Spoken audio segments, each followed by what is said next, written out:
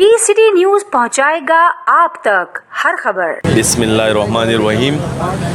मेरा नाम शफीक जान दुरानी है और मैं तहरीक जवानान पाकिस्तान जनरल हमीद गुल की पार्टी की कराची की ज़िम्मेदारी है मेरी। आज अल्हम्दुलिल्लाह तहरीक जवानान जमात इस्लामी के इस अज़ीम शान धरने में मौजूद हैं।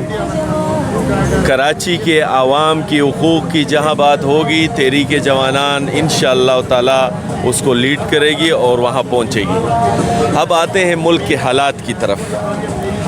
मुल्क के हालात इस वक्त हुक्मरानों ने आवाम को ख़ुदकुशी करने पे मजबूर कर दिया है। हर जगह जुल्म, ज़्यादती और नाइंसाफ़ी की लहर जो है वो चल रही है।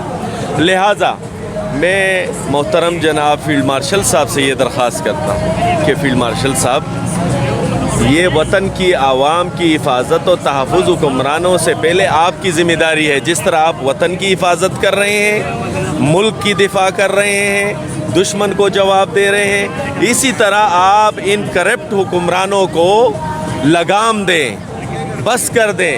ये मनी पाकिस्तान है कराची।